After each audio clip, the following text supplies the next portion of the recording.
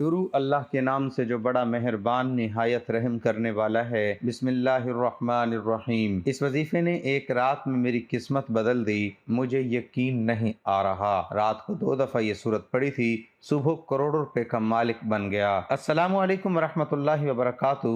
محترم ناظرین، ہم بہت کچھ چاہتے ہیں، کسی کی خواہش ہوتی ہے کہ سب کچھ دیکھتے ہی دیکھتے بدل جائے، یعنی حالات ایسے موافق ہو جائیں گویا کبھی ناموافق تھے ہی نہیں۔ کسی کے دل میں یہ تمنا انگڑائیاں لیتی رہتی ہیں کہ جو روٹھے ہوئے ہیں وہ پل بھر میں مان جائیں، یعنی ایسا خود بخود ہو جائے، ہمیں کچھ کرنا نہ پڑے۔ کوئی چاہتا ہے کہ اس کی دنیا آن کی آن میں بدل جائے، کوئی یہ خواہش رکھتا ہے یہ دنیا پلک جھپکتے میں بدل جائے۔ ہمیں پتہ نہیں اور بھی کیا کیا چاہتے ہیں۔ کچھ چاہنے میں کوئی قباحت نہیں، ساری قباحت اس بات میں ہے کہ ہم سبھی کچھ کسی منتقلی مرحلے سے گزرے بغیر اور فوری طور پر یعنی آن کی آن میں چاہتے ہیں۔ دنیا میں کہیں بھی ایسا ہوا ہے کہ کوئی معاملہ راتوں رات کچھ کا کچھ ہو گیا ہو؟ ہمیں بہت کچھ بہت تیزی سے بدلتا دکھائی دیتا ہے، یہ بھی محض غض بصر یعنی آنکھوں کا دھوکہ ہے۔ ہر تبدیلی چند عوامل کے طویل عمل کا نتیجہ ہوتی ہے، یہ ایسی حقیقت ہے جس سے انکار کسی بھی صورت ممکن نہیں۔ ہمیں جو کچھ بھی دکھائی دیتا ہے وہ لازمی طور پر ویسا نہیں ہوتا جیسا دکھائی دے رہا ہوتا ہے۔ ہر معاملے کی بہت سی تہہ اور پرتیں ہوتی ہیں، ان تہوں اور پرتوں کو ہٹائے بغیر ہم اصلیت نہیں جان سکتے۔ یہی سبب ہے کہ راتوں رات کسی بھی تبدیلی کے رونما ہونے کی خواہش ابس ہے۔ ایسا ہوتا نہیں اور ہو بھی نہیں سکتا۔ اس دنیا ہی میں نہیں بلکہ پوری کائنات میں کچھ بھی بلا سبب بلا جواز نہیں۔ ہر معاملہ علت و معمول کی ڈوری سے بندھا ہوا ہے۔ یہ وظیفہ کرنے والے کی ایک رات میں ہی اس کی قسمت بدل جاتی ہے۔ یہ ایسی صورت مبارک ہے جسے پڑھتے ہی صبح کروڑ روپے کا مالک بن جاتا ہے۔ قرآن مجید کی تلاوت کرنے والا قیامت کے روز قرآن مجید لکھنے والے معزز فرشتوں کے ساتھ ہوگا، اور اٹک اٹک کر مشقت سے پڑھنے والے کو تلاوت کا دوہرا ثواب ملتا ہے۔ ابن ماجہ میں حضرت عائشہ رضی اللہ تعالیٰ عنہما کہتی ہیں کہ رسول اللہ صلی اللہ علیہ وسلم نے فرمایا کہ قرآن مجید کی تلاوت میں مہارت رکھنے والا شخص لکھنے والے عزت دار فرشتوں کے ساتھ ہے، اور وہ شخص جو تلاوت کرنے میں اٹکتا اور دقت محسوس کرتا ہو تو اس کے لیے دوہرا اجر ہے۔ سنن ابو داؤد میں روایت ہے کہ رسول اللہ صلی اللہ علیہ وسلم نے فرمایا کہ قبر میں مومن آدمی کے پاس 2 فرشتے آتے ہیں جو اسے بٹھا دیتے ہیں اور پوچھتے ہیں تیرا رب کون ہے؟ وہ کہتا ہے میرا رب اللہ ہے۔ پھر وہ پوچھتے ہیں تیرا دین کون سا ہے؟ وہ کہتا ہے میرا دین اسلام ہے۔ پھر وہ پوچھتے ہیں تمہارے درمیان جو شخص نبی بنا کر بھیجا گیا اس کے بارے میں تمہارا کیا خیال ہے؟ تو وہ جواب دیتا ہے وہ اللہ کے رسول صلی اللہ علیہ وسلم ہے۔ فرشتے پوچھتے ہیں تمہیں یہ ساری باتیں کیسے معلوم ہوئی؟ تو آدمی کہتا ہے میں نے اللہ کی کتاب سے پڑھی، یعنی قرآن پاک سے پڑھی، اس پر ایمان لایا اور اس کی تصدیق کی۔ تو یہ ہے دنیا میں قرآن پڑھنے کی فضیلت اور فائدے کہ جو بندہ دنیا میں قرآن پاک پڑھتا ہے اس کو نہ صرف دنیا میں فائدے ملتے ہیں بلکہ آخرت میں بھی وہ شخص کامیاب ہوتا ہے۔ تو ناظرین، یہ وہ صورت کہ جس کی تلاوت روز محشر اللہ پاک خود تلاوت فرمائیں گے۔ اس کی زیادہ سے زیادہ تلاوت کرنے سے اللہ پاک آپ سے خوش ہوں گے۔ فرشتے دن رات آپ کے لیے دعائیں کریں گے اور راتوں رات آپ کی قسمت بدل جائے گی۔ محترم ناظرین، اگر آپ بھی غربت کا شکار ہیں، تنگ دستی کا شکار ہیں، گھر کے حالات خراب ہیں، تو آج کا یہ جو وظیفہ ہے وہ آپ نے کر لینا ہے۔ انشاءاللہ اللہ کے حکم سے یہ قرآن پاک کی سورت کا جو وظیفہ ہے، اللہ رب العزت اس عمل کی برکت سے آپ کو ایسی عزتیں عطا فرمائے گا، ایسی دولتیں عطا فرمائے گا، ایسی شانیں آپ کو عطا فرمائے گا کہ آپ راضی ہو جاؤ گے۔ آپ کے معاشرے میں آپ کی عزت ہوگی۔ جیسے میں بتاؤں گا ویسے ہی آپ نے صرف ایک مرتبہ اس عمل کو کر لینا ہے۔ ناظرین، آج کا وظیفہ ایسا مجرب، آزمودہ اور باکمال وظیفہ ہے۔ یہ وظیفہ آپ کریں گے اور آپ مالا مال ہو جائیں گے، کیونکہ سورۃ کوثر کا وظیفہ رزق میں برکت کے لیے بہت مجرب ہے۔ ہر کوئی سورۃ کوثر کی فضیلت کے بارے میں بہت اچھے طریقے سے جانتا ہے۔ ناظرین، شریعت اسلامیہ میں مساکین و غریبوں کو کھانا کھلانے اور ان کی دنیاوی ضرورتوں کو پورا کرنے کی بار بار ترغیب و تعلیم دی گئی ہے۔ حضور اکرم صلی اللہ علیہ وسلم سے سوال کیا گیا اسلام میں کون سا عمل زیادہ افضل ہے؟ آپ صلی اللہ علیہ وسلم نے فرمایا لوگوں کو کھانا کھلانا اور ہر شخص کو سلام کرنا، خواہ اس کو پیشانو یا نہ پیشانو۔ اسی طرح فرمان رسول ہے صلی اللہ علیہ وسلم جو شخص مومن کی کوئی دنیاوی مشکل دور کرے گا اللہ تعالیٰ قیامت کی سختیوں میں سے اس پر سے ایک سختی دور کر دے گا، اور جو شخص کسی تنگ دست پر سہولت کرے گا اللہ تعالیٰ دنیا و آخرت میں اس پر سہولت کرے گا۔ جب تک بندہ اپنے بھائی کی مدد میں لگا رہتا ہے اللہ تعالیٰ بھی اس کی مدد میں لگا رہتا ہے۔ نماز کی ادائیگی میں کوتاہی کرنے والوں کو جہنم میں ڈالا جائے گا۔ قرآن و حدیث کی روشنی میں پورے امت مسلمہ کا اتفاق ہے کہ فرض نماز جان بوجھ کر چھوڑنا بہت بڑا گناہ ہے۔ شریعت اسلامیہ میں زنا کرنے، چوری کرنے اور شراب پینے سے بھی بڑا گناہ نماز کا ترک کرنا ہے۔ نماز میں کوتاہی کرنے والوں کی سزا کے متعلق صرف 3 آیات پیش ہیں۔ ان نمازوں کے لیے خرابی اور ویل نامی جہنم کی جگہ ہے جو نماز سے غافل ہیں۔ المعون، اس سے وہ لوگ مراد ہیں جو نماز یا تو پڑھتے ہی نہیں یا پہلے پڑھتے رہے ہیں پھر سست ہو گئے، یا جب جی چاہتا ہے پڑھ لیتے ہیں، یا تاخیر سے پڑھنے کو معمول بنا لیتے ہیں۔ یہ سارے مفہوم اس میں آ جاتے ہیں۔ اس لیے نماز کی مذکورہ ساری کوتاہیوں سے بچنا چاہیے۔ پھر ان کے بعد ایسے ناخلف پیدا ہوئے کہ انہوں نے نماز ضائع کر دی اور نفسانی خواہشوں کے پیچھے پڑ گئے، وہ غی میں ڈالے جائیں گے۔ نماز نہ پڑھنے والوں کو جہنم کی انتہائی گہری اور شدید گرم وادی میں ڈالا جائے گا جہاں خون اور پیپ بہتا ہے۔ تمہیں دوزخ میں کس چیز نے ڈالا؟ وہ جواب دیں گے، ہم نہ نمازی تھے نہ مسکینوں کو کھانا کھلاتے تھے۔ اہل جنت جنت کے بالا خانوں میں بیٹھے جہنمیوں سے سوال کریں گے کہ کس وجہ سے تمہیں جہنم میں ڈالا گیا؟ وہ جواب دیں گے کہ ہم دنیا میں نہ نماز پڑھتے تھے اور نہ ہی مسکینوں کو کھانا کھلاتے تھے۔ غور فرمائیے کہ جہنمی لوگوں نے جہنم میں ڈالے جانے کی سب سے پہلی وجہ نماز نہ پڑھنا بتایا، کیونکہ نماز ایمان کے بعد اسلام کا اہم اور بنیادی رکن ہے جو ہر مسلمان کے ذمہ ہے۔ قرآن و سنت کی روشنی میں امت مسلمہ کا اجماع ہے کہ جو شخص زکوٰۃ کے فرض ہونے کا انکار کرے وہ کافر ہے، اور زکوٰۃ کی ادائیگی نہ کرنے والا گناہ کبیرہ کا مرتکب ہے جس پر آخرت میں سخت سزائیں دی جائیں گی اگر مرنے سے قبل اس نے سچی توبہ نہیں کی۔ سورۃ توبہ آیت نمبر 34-35 میں اللہ تعالیٰ نے ان لوگوں کے لیے بڑی سخت وعید بیان فرمائی ہے جو اپنے مال کی کما حقہ زکوٰۃ نہیں نکالتے۔ اس سورت کے آخری لفظ میں معون کے معنی معمولی چیز سے کیا گیا ہے، اسی لفظ کے نام پر سورت کا نام معون رکھا گیا ہے۔ اصل میں معون ان برتنے کی معمولی چیزوں کو کہتے ہیں جو عام طور سے ایک دوسرے سے مانگ لیا کرتے ہیں، جیسے برتن وغیرہ۔ پھر ہر قسم کی معمولی چیز کو بھی معون کہہ دیتے ہیں۔ بعض صحابہ اکرام نے اس کی تفسیر زکوٰۃ سے کی ہے کیونکہ وہ بھی انسان کی دولت کا معمولی 40واں حصہ ہوتا ہے۔ اس صورت میں ہمارے لیے سبق اللہ اور اس کے رسول پر ایمان کے ساتھ آخرت کی جزا و سزا پر ایمان لانا، یتیموں کی کفالت کرنے میں بڑھ چڑھ کر حصہ لینا، مسکین اور محتاج لوگوں کی دنیاوی ضرورتوں کو پورا کرنے میں سبقت کرنا، اگر خود غریب لوگوں کی مدد نہیں کر سکتے تو کم از کم ایسے کاموں میں شریک ہونا جن کے ذریعے غریب لوگوں کی مدد جاری ہو، خشوع و خضوع کے ساتھ فرض نمازوں کا اہتمام کرنا، فرض نماز کے ساتھ سنتے نوافل کی بھی پابندی کرنا، ہر نیک عمل صرف اور صرف اللہ کی رضا جوئی کے لیے کرنا، ریاکاری اور شہرت اعمال کی بربادی کا سبب ہے۔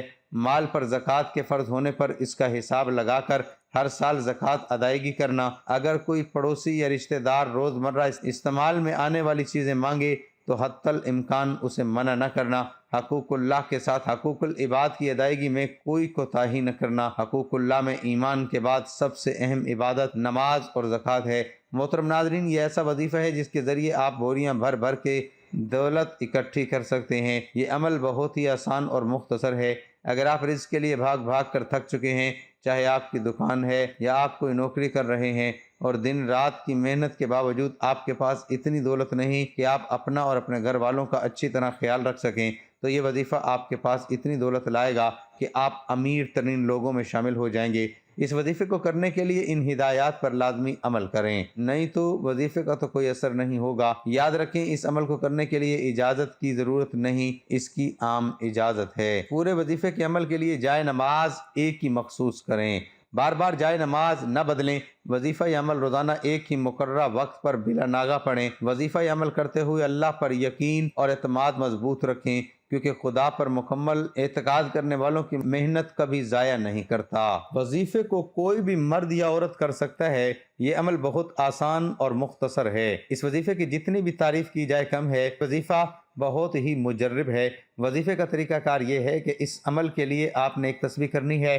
عمل کرنے کے لیے آپ کا باوضو حالت میں ہونا ضروری ہے۔ بغیر وضو کے آپ نے یہ عمل نہیں کرنا۔ عمل کرنے سے پہلے اللہ تعالیٰ سے پکی اور سچی توبہ کرنی ہے تاکہ عمل میں مزید طاقت آئے اور آپ دولت حاصل کرنے میں کامیاب ہو جائیں۔ یہ عمل کرنے سے پہلے آپ نے نماز والا درود شریف یعنی درود ابراہیمی پڑھنا ہے۔ یہ عمل کرنے سے کبھی بھی آپ کو رزق کی تنگی کا سامنا نہیں کرنا پڑے گا اور آپ کا گھر دولت سے بھر جائے گا اور آپ خود لوگوں کی دولت سے مدد کیا کریں گے اور ہمیں دعا دیا کریں گے۔ اپنے اعمال پر توجہ دیجئے، حقوق العباد لازمی پورے کیجئے اور حقوق اللہ کا بھی خیال رکھیے، کیونکہ اللہ کبھی حقوق کے تلف کرنے والے کو پسند نہیں فرماتا۔ قیامت کے دن اللہ اپنے حقوق تو معاف فرما دے گا، مگر حقوق العباد یعنی اللہ کی مخلوق کے حقوق جو آپ نے ادا نہیں کیے ہوں گے ان کو معاف نہیں فرمائے گا، ان پر آپ کو سزا دی جائے گی اور آپ کی نیکیوں سے ان حقوق کو ادا کیا۔ اللہ کا یہ ایک حکم ہے، وہ سن لیں۔ میرا اللہ فرماتا ہے کہ میں بھی اور میرے فرشتے بھی میرے نبی حضرت محمد مصطفیٰ صلی اللہ علیہ وآلہ وسلم پر درود پاک پڑھتے ہیں۔ میں خود بھی درود پاک پڑھتا ہوں، تو جو ایمان والے ہیں، جو مجھ کو مانتے ہیں، مجھے اپنا رب مانتے ہیں، میں ان کو حکم دیتا ہوں کہ وہ بھی میرے نبی محمد مصطفیٰ صلی اللہ علیہ وسلم پر درود پڑھیں۔ ناظرین، درود پاک رب العزت کا ایک ایسا عمل ہے، جب انسان اس کو پڑھتا ہے، شروع کر دیتا ہے، تو دائیں کندھے والے فرشتے اس کا ثواب لکھنا شروع کر دیتے ہیں، بائیں کندھے والے فرشتے اس کے جو گناہ ہیں اس کو مٹانا شروع کر دیتے ہیں۔ یہ ایسا عمل ہے کہ دونوں فرشتوں کی ڈیوٹیاں لگ جاتی ہیں، دونوں فرشتے جو ہیں نہ وہ کام پر لگ جاتے ہیں، حالانکہ بائیں کندھے والا جو فرشتہ ہے اس کا کام تو گناہ لکھنا ہے، لیکن جب بندہ درود شریف پڑھتا ہے تو بائیں کندھے والا جو فرشتہ ہے وہ بھی مصروف ہو جاتا ہے، وہ گناہوں کو مٹانا شروع کر دیتا ہے۔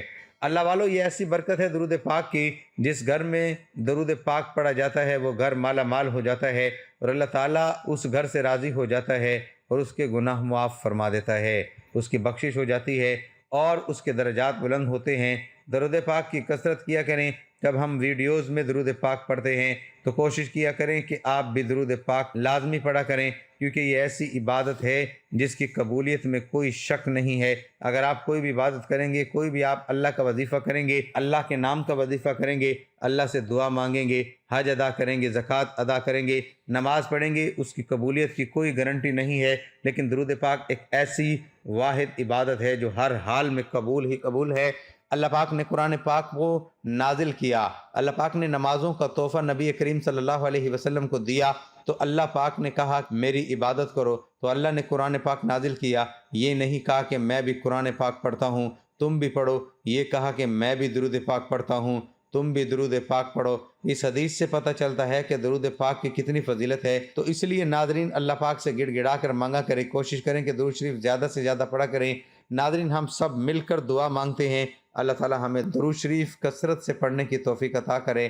یا اللہ، ہمارا جو درود ہے وہ اپنی بارگاہ میں قبول و منظور فرما، اور اس کی برکت ہمارے جتنے بھی ناظرین ہیں، ہم جتنے بھی لوگ ہیں اس ویڈیو کو سن رہے ہیں، اس ویڈیو کو دیکھ رہے ہیں، ان کی جو بھی حاجات ہیں، جو بھی مشکلات ہیں، جو بھی پریشانیاں ہیں، جو بھی ٹینشنیں ہیں، وہ دور کرا اور ان کی زندگی میں خوشحالی عطا فرما، آمین ثم آمین۔ تو محترم ناظرین، آج کا بہت ہی اہم وظیفہ ہے ان لوگوں کے لیے جن گھروں کے اندر پیسے کی کمی ہے، کیونکہ پیسہ ایک انسانی ضرورت ہے۔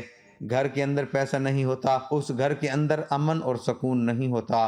جس گھر کے اندر پیسہ نہیں ہوتا وہ اپنے بچوں کو اچھی تعلیم نہیں دلوا سکتے، کسی کے ساتھ اچھے طریقے سے بات نہیں کر سکتے۔ اس کے علاوہ جن گھروں میں پیسے نہیں، وہ اپنا اور اپنے بچوں کا اچھے ڈاکٹروں سے علاج نہیں کروا سکتے۔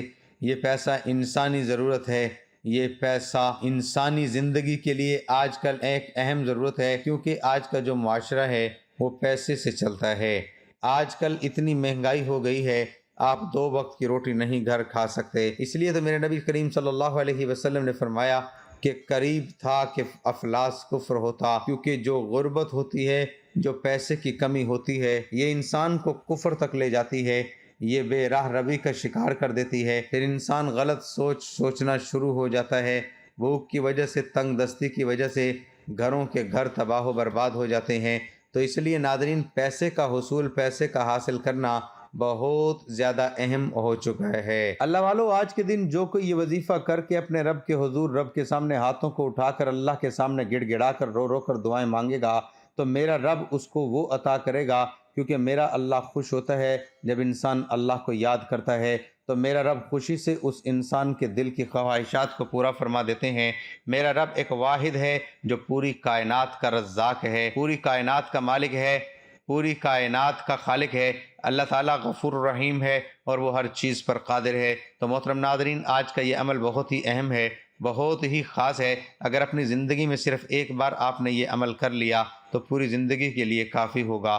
تو مجھے اپنے رب کے ذوالجلال پر اتنا یقین ہے کہ آپ کے گھر سے کبھی بھی پیسے کی کمی نہیں ہوگی، آپ کے گھر میں کبھی جو ہے رزق کی کمی نہیں ہوگی۔ یہ قرآن مجید کی چھوٹی سی سورت مبارکہ ہے، سورت کوثر ہے۔ یہ سورت کوثر میرے نبی کی شان میں اتری تھی۔ ایک روایت کے مطابق جب حضرت خدیجہ الکبریٰ رضی اللہ تعالی عنہ کی 4 بیٹیاں اور اس کے مطابق 2 بیٹے ہیں، یہ اللہ کی ذات جانتے ہیں، لیکن جو بیٹے تھے وہ بچپن میں ہی فوت ہو گئے تھے۔